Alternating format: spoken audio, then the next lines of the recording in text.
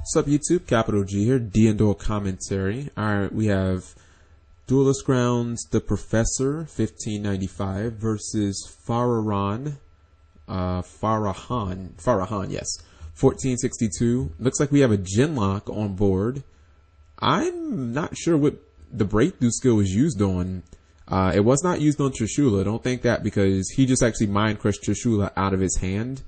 I guess Trishula says it has to, you can only activate it when something is actually targeted during either player's turn. Damn it, work. Okay, yeah, so you can't chain it like you can Gunny or something like that. So, you see Farahhan obviously mind crushes Trishula, but as the Djinn is banished, it makes me think that he summoned it using summoned the Colossus using Nekroz cycle. Or I guess he could have did it with no, not cycle. He must have did it with the regular mirror, because I don't think cycle doesn't let you banish anything. So he must have summoned this with Nekroz mirror, and that's how it's banished. Have no idea what Farahhan is playing. Breakthrough skill and Mind Crusher in the graveyard. The fact that we've seen breakthrough skill makes me think it's Burning Abyss. And if it is, obviously he's going to have a really bad day, because not really sure what you can do with BA. I mean, no, you can set cards. They have really big butts. And Burning Abyss. Burning Abyss monsters. You got Farfa, who can just stall right now. You have Skarm and Rubik. All of those have 19, 2021. You just set them and pass. This is one of the reasons if I was playing Burning Abyss, I think I'd be playing right now like double Dark Hole and a Regeki. In addition to Book of Moon. That's like 3 standard outs. Plus, if you play all your traps, like if you play Karma Cut and Wing Blast, that's literally 6 cards right there. Plus the 4 that I just named. It's 10 Djinn outs. There's no way that Burning Abyss should get Djinn locked. Like, not consistently. So he activates Snatch Steel. Okay, and Mystical Space Typhoon is played on Snatch Steel, so he will not get that monster. Kind of sucks that he had that MST, because he could have actually ran over the Volvo Chain. He could have just activated his effect during the damage step and totally killed it. And then any monster that's like, actually Snatch Stealing a Colossalus is a really good play, because yeah, your opponent can still special summon, but none of their monsters get attack or like effects, so you can just shut them down with Colossalus. Like if you're playing like Tellarknights and you Snatch Steal a Colossalus, like as long as you have like battle traps, what can your opponent do? You just have to make sure, like, as long as you can play traps, you don't need the special summon. You can have like literally a Deneb, maybe you have Alpha Nova, and you just protect the Colossalus and you just beat them the fuck down with it. Like, you can't summon, but what can they put in front of you that you can't Mirror Force? Like, they can't use any effects, because you will just activate Colossus, and you wouldn't use anything, like, you wouldn't use Colossus unless they made something that could potentially kill the Snatch Steel, like Castell or like Gungnir or something like that. So it looks like he's going to Mind Crush Sharit. I assume so. This is 2 Mind Crushes on board. And you have to think that with double Mind Crush, if Professor didn't have the Djinn lock, he might be getting whooped right now. Now, I don't know what you think your opponent is going to summon, but the wrong play is to try and guess what they're gonna summon. The right play is just to give up. Is just to, what's it called? Take out the payment of the It's just to take out the payment. The payment is Sharit. So Sharit goes to the graveyard. You get to see your opponent's hand. And I don't know what's in their hand, but wait a minute. If he has another Sharit in the graveyard, he has to summon it. I don't know. See, I think Farahhan may have misplayed, because I don't know what's in his hand. But like, if you have the stars available, you have to summon. Which means that he would, like, let's say he had another Colossalus in his graveyard, he would have to use this Colossalus to summon this Colossalus. You get what I'm saying? Unless Colossalus says that you can't summon it using Colossalus. Like, I know Brio says that. Brio says that you can't summon a Brio using Brio. I don't think Colossalus says that. Wait, hold on. I think it actually does say that. Nope. Okay. So nope, it doesn't. So he gets Nekroz cycle. I think he just got Unicorn also. Pitches Unicorn for Trishula. Oh, okay. Big Daddy Trish. If he plans on summoning Trishula, oh, okay, that was a Nekroz mirror set. It was a bluff. Oh man, we got triple Mind Crush. Now you just call Trishula. And he does call Trishula. He will obviously get another quick look at his opponent's hand. Okay, nope, he has to summon. So he summons Ganir. Fair enough. And this is actually enough damage for a game, if I'm not mistaken. Yeah, my math's not great, but that is enough damage for a game. Despite not getting Trishula'd, you still end up losing because your opponent actually had that other monster. So I'm not sure what Faraham was playing, but just didn't have any outs to the gem lock. All the Mind Crushes in the world can't stop you or can't save you if your opponent has that monster on board and you can't special summon. I'm just kind of surprised he didn't summon anything. Like, I mean, just nothing at all. And no battle traps or anything like that. So that means I can't really put him on a deck. I know that he's running Breakthrough Skill and 3 Mind Crushes. Like, obviously, it's not Yosenju. Yosenju's not having that shit. Like, they're not going to sit there and let you just keep attacking with a Lavalval Chain. Yosenju would have damn sure put some monsters on board. They would have bounced that Colossus to the hand and kept it moving.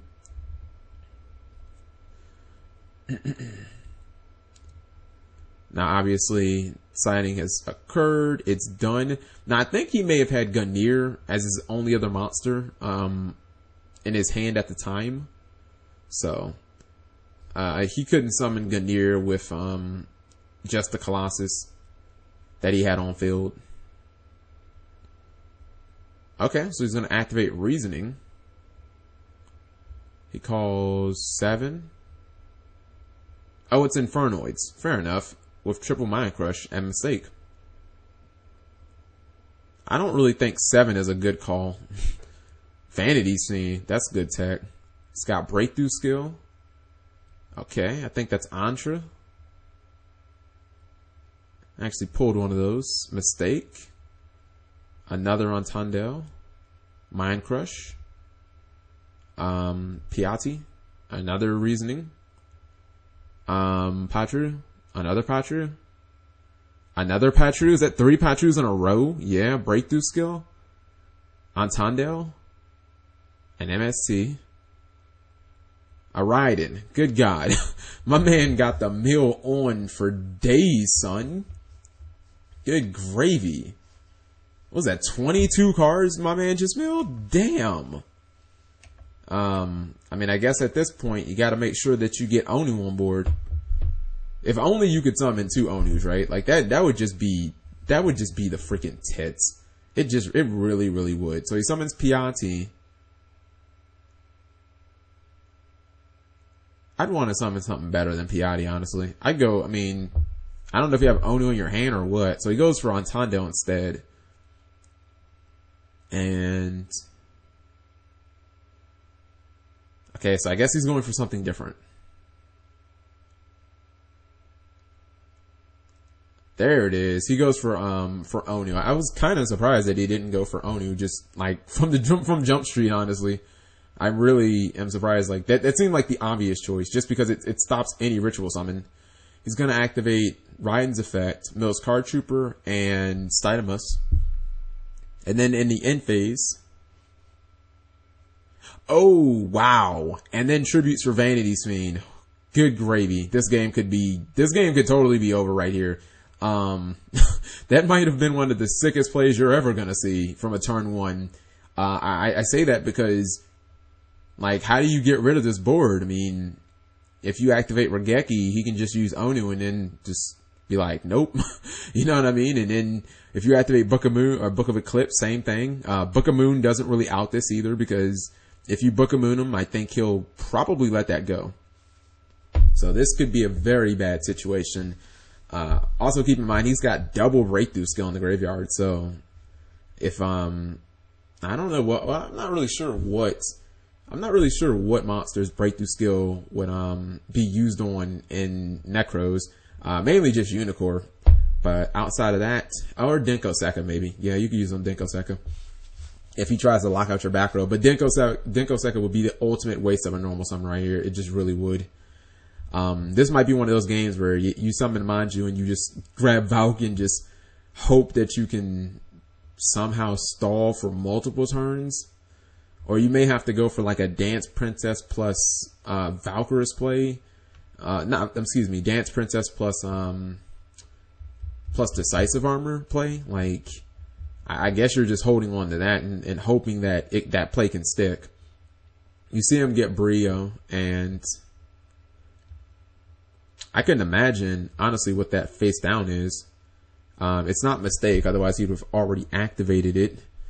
And I think we saw 2 Mind Crushes in the graveyard, so I would say slim chance it's Mind Crush. It would actually be crazy if it was something like Vanity's Emptiness. It would just be like, oh my god, like super overkill. So anyways, I think I like this teched out version of Infernoids. It's so good that this card can't be special summoned. Otherwise, this game really would have been over. So you see Colossalus get a copy of Kaleido Mirror, but he can't use it. So I don't know. I don't know if he just plans on thinning his deck out or what. I mean, there's possibility he just has a whole bunch of Nekroz in his hand and just can't use them. Maybe he has outs. I don't know. I mean, if I'm Duelist Grounds, the Professor, I don't think that I was anticipating that. Like, if my opponent just Mind Crushes me and gets wrecked by the Djinn lock, I wouldn't expect to be playing Infernoids, let alone for you to summon Vanity's Fiend turn 1. Now, he has to be careful about using this Card Trooper because you don't really want to deck out, and you only have 8 cards in deck, 7 cards in deck. And when your Card Trooper dies, you'll draw a card. Keep in mind, you still have to worry about Valk. So, don't deck yourself out now. Let's not do that. And there's a Valk number 1. Colossalus is banished. And yeah, I'm not really sure about using Card Trooper there. I don't really think that it does much. Honestly, I may have actually just said it. I think I want to keep all the cards in my deck right now as I possibly can. I have more than enough Infernoids in my graveyard. Although I guess technically, actually I just would have summoned Card Trooper, and I think I would have just not used the effect because he can still launch Card Trooper at the like if he throws a spell at him, he can launch the Card Trooper instead of launching Vanity's Fiend, or instead of launching itself. So launching the Card Trooper seems like the best bet right now, but I would have kept the cards in my deck. I don't want to deck out because if my opponent attacks it, I'm going to draw 1, and then I've only got like 6 cards in my deck plus my draw phase. No. I want those 3 cards. I'm probably not even going to use them this game, but I really don't want to deck out. Let me see if Card Trooper is optional to draw. If it's optional, I wouldn't draw. I don't think it's optional. Yep, draw 1 card. It is not optional. It's gonna be interesting to see if that mill actually costs him the game. Okay, so I believe he has 6 cards in deck now. He switches a card to defense mode, and he now only has 5 cards in hand. He cannot do anything else that would draw him cards. It would be a serious misplay. Okay, there he is. Obviously, he'll call Valkyrius. Now he can just do whatever the fuck he wants now. He'll obviously Mind Crush Nekroz of Valkyrius. Or he can just draw it out for no reason. There you go. Adding another 5 seconds onto a play that didn't need to be 5 seconds longer. Hits 2 Valkyrius with Mind Crush. That is why it's such a great card. I told you guys, it's better than Trap Dust Shoot. I'm just telling you. You get people like this who stack multiple Valks in their hand, and you end up getting that Mind Crush, baby, and it does work. So he did actually have the Mind Crush. There's no reason not to call Valk. You know you're going to hit 1, but ended up hitting 2 of them. I mean, now that's like fucking gravy. Ends up getting a Snatch Steal. And there's pretty much no reason not to play it now. You're just trying to push in for as much damage as possible. The 1,000 you give your opponent is going to be completely irrelevant. considering they can't stop any of your attacks. So he has to eat 24. He eats another 3,000. And technically you could actually use, no, you can't. You can't use Onu's effect at will. Has to be in response to something. I'm thinking that Onu is, the other guys like Ontando and Stydamus or something like that. Now, actually Onu has to be in response specifically to a spell or trap, so. Oh, that is hilarious. Oh man, if you're just reading it, he says how it feel like not to special summon. Obviously that's in reference to the fact that he got Djinn locked out of game 1, and now he basically has the same exact thing on his opponent. Oh my god, that has got to be one of the most trollific things to ever say in a match. It's just like, oh, how does it feel, motherfucker? You just locked me out of a whole game because you couldn't special. How's it feel now that you can't special? And if you're Faraham, you're just in such a good position, not just, and mainly because you have that Sanju, because if your opponent plays a Sanju, it's not like they can attack. If they attack anything, what's he going to attack, a Sanju? Oh, okay, so he top decks Denko, and he's going to attack the Senju. I actually think that's a mistake. I think I would have rather just kept getting the life points. Like, wouldn't you have rather just not attacked it and just kept getting the life points? Because then it could have bought you into another turn. So, Duels Grounds Professor actually makes a huge misplay there. If you were going to Valk this turn anyway, then the Manju would have had to just sit there. It's not like Faraham could have exceeded with it because he can't special summon. So that was definitely a misplay on his side. So you see him just attack. Valkyries will be used, obviously. I mean, I guess there's a chance that he could use, not take the, what's it called? I think it's interesting that he sided in Denko Seka having no idea what he was playing against, and it ended up being beyond dead. I guess that's just one of those gut reactions. You see 3 Mind Crushes and you think, oh my god, it's Tellarknights. They were playing all that back row, and turns out you're playing a deck that really doesn't run much of any back row at all. So your MSTs are just as dead as your opponents. Now we see Denko have to sit in defense mode. See, the difference is you could have had an extra 1,000 life points, and now you could have attacked the Manchu. So you'd have actually been sitting on 4,600 life points, and you could have totally survived without even using, like, you wouldn't have even needed to use a Valk right now. You could have totally survived. He cannot set that card, by the way, because Denko Seka is on the field. He can't set anything. So Denko Seka is actually biting him in the butt right now. If he wanted to set something, oh my goodness, and obviously he's going to get his Snatch Steal right back. That's a really risky play, though. He gave up a Mind Crush for Snatch Steal. I think I would have rather had the Mind Crush, honestly, but anyways, it looks like it doesn't matter because Faraham gets the game. Now, this is going to be really interesting because you have to think that Faraham essentially has his own little Djinn lock, and obviously Duels Grounds Professor has the original Djinn lock. So it's going to be interesting to see what happens. That reasoning was savage, and he reasoninged almost his entire deck. It looks like he only runs about 2 monsters that can be normal summoned. I think it's Card Trooper and Raiden, so I don't even think this guy runs a Blaster, to be completely honest. I mean, he might run Blaster. It's a really good card because you can summon Blaster after you do all your Infernoid summoning, because it gets around the it gets around all the level restrictions and whatnot. You can go into any Xyz. I don't really think any Xyz do anything to Infernoids like any of the higher ones. Maybe, I mean, Divine Dragon Felgrand is okay, but like Valk can just attack over it. That's the problem with that card. If it would have had 3,000 attack, maybe. So, despite the fact that he's seen all of Farahans, there we go, Farahans. Despite the fact that he's seen all of his powerful traps that this guy obviously has, he opts to go second. And man, I mean, it seems it's good because you get extra cards and whatnot, but I don't know. I mean, I'd be a little afraid of reasoning. That card just seems so good, and if my opponent opens with it, there's just nothing you can do to respond to it. Now, I mean, I guess there's a chance that you can have that Denko, and maybe you can just catch his back row down there, but I don't know. It seems kind of like wishful thinking. Now, you see Farahan obviously gets Snatch Steal right out the deck by playing Arm Soul. And he plays Brio. I'm about to say, better hope that that's not a mistake. Oh my goodness, and it is mistake. Oh snap. And damn, that just sucks. Okay, you have the MST, good for you.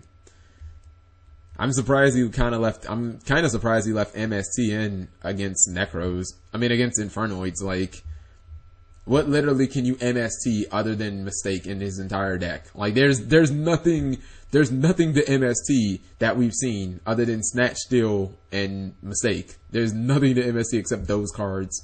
So I don't even know if I'd want MST in. I get that Snatch, Steal is totally searchable and whatnot, but to me, like, I don't know. That's just, personally, I don't even know if I would have kept that in. Now you see that he gets Sharit. Now Farhan doesn't have to worry about getting Trishula because he has no field. But I mean, I guess Duelist Grounds Professor could obviously summon Valkyrus. Why do I feel like he might go Gungnir here? I think Valkyrus is good because Valkyrus can punch in for damage and then tribute itself so that you don't get, so that obviously you don't have to worry about getting Snatch Stole. He's going for Brio. Fair enough. A card that is rarely ever seen on field. They gave it a hand effect so good that you really just never want to summon it. Like, that's the funniest thing about Brio. His hand effect is so good, you never want to summon the card. Alright, so he has Colossalus. Obviously looking to get himself more spell cards. And obviously we're seeing the evolution of Sharit, as we got Sharit in the graveyard, Brio in hand, Colossalus in hand as well. All we need is Trishula, and we have the entire evolution of little Sharit. I feel like he's Gohan from Dragon Ball Z. Like, we just watched him grow up from the beginning of Dragon Ball Z to the Buu era. We saw this dude from 4.5-year-old kid to having a 4.5-year-old kid.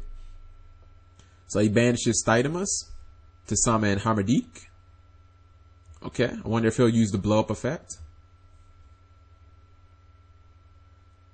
Now he's looking at his opponent's graveyard. He can Valk because he has Sharit in the graveyard, so always keep that in mind. He obviously has Snatch Steal in his hand. I think it would just do wonders if he had a Monster Gate in his hand. Like, a Monster Gate would do so much work right here. Because having to give up that monster to summon the Harmadik just kind of takes a lot out of you. A Monster Gate would do a ton here. So he is going to attack for the 16 and the 23.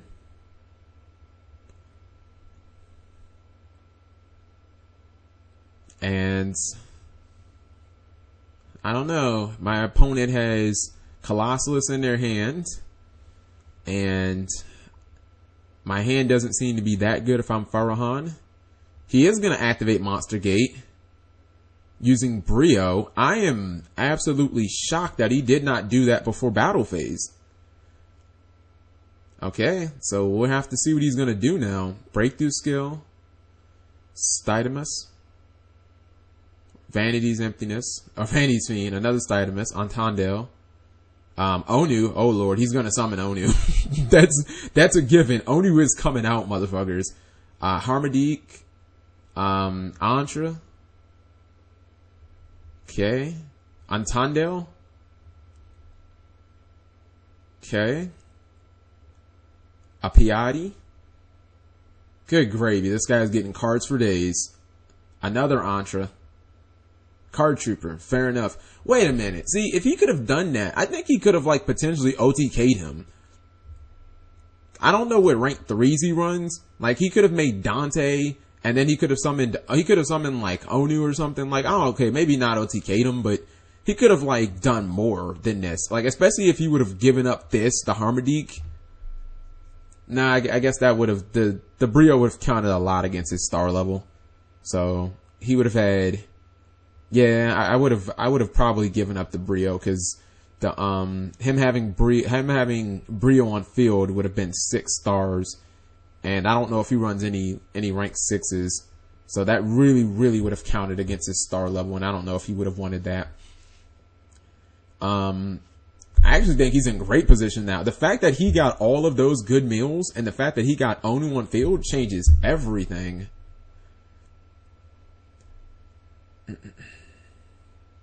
How did Antra get to his hand? Okay, so he's banishing Antra. Onu is such a really, really good card. It's fantastic. I think at this point he's in pretty good shape. So he's gonna activate Harmodique's effect, probably taking out Nekroz mirror or cycle. Yeah, takes out Nekroz cycle. Although I do wonder what rank 3s he runs. The main concern is obviously Trishula. I'm trying to think of rank 3s other than Dante that would actually help you in this situation. Engineer doesn't, because Trishula could still just use its effect. Because I mean, obviously, if Trishula, if it worked against banishment, then you could just make Engineer, and you could use the effect on Onu, and then you'd know that you'd be protected against Trishula, and there really wouldn't be a way for your opponent to kill you. Now again, I still do question why he used why he did Battle Phase first and didn't use what's it called, and opted actually not to use the effect of Monster Gate first. I mean, I think it just could have changed what he did. I think he would have done more damage also if he would have launched the Brio and used the Monster Gate first. Again, if Infernoids didn't have that stupid level restriction, he could have just OTK'd him. Like, my man milled like 12 Infernoids off that one reasoning. Like, he could have summoned like 3 Onus if possible. That would be awesome. Like, this deck would have been way more playable if they just would have never had that level restriction from the beginning. Like, if Konami really wanted this archetype to just ball the fuck out, like from Jump Street, like if they wanted it to ball out like Sir Tellers did and Shadows did, like from the first set, they just would have never put that level restriction in, because then you would have been able to summon multiple Onus and the deck just would have been like godly. Now, I'm not sure what exactly is going on, but Duels Ground Professor doesn't even activate any spell cards. Instead, just attacks a card trooper, which I find shocking. He just opts to attack card trooper. And here's the thing. I would think that you'd want to summon Trishula as quick as possible. Now, I guess he wants to basically bait out Onu. Like, he wants to force Onu to be... Okay, I think I get what he's saying. Or he wants to use Kaiku, obviously, so he can't summon any more Infernoids. Fair enough.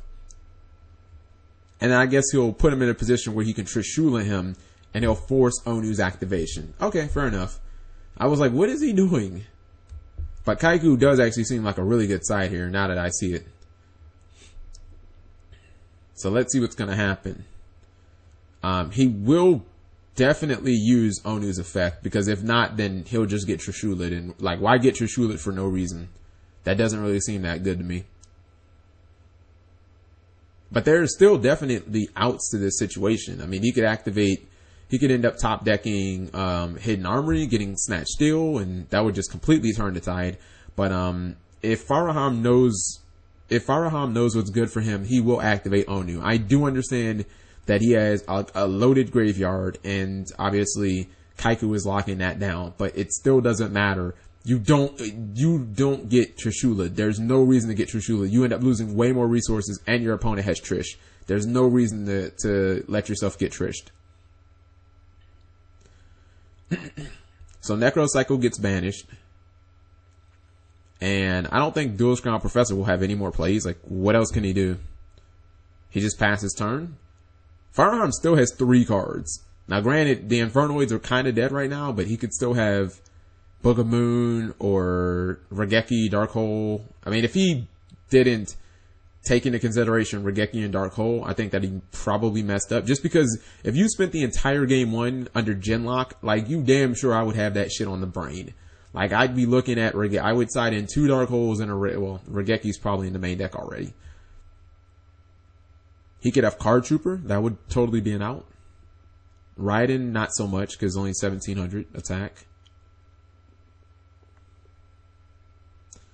Dark Hole, Book of Moon, Regeki, Dark Hole. If he has any of those cards, he'll win, because he'll summon Onu again, and it'll just be a wrap. But looks like he doesn't. Looks like he actually has to scoop it up. Kaiku too strong, man. Kaiku too strong. He was locked out of his graveyard, and unfortunately for him, just didn't have that out. The Vanity's Fiends and stuff were good, but if you can't get them on board, looks like there's nothing you can do. That was actually a pretty interesting match. That was definitely a fun match. Thank you guys for watching as always.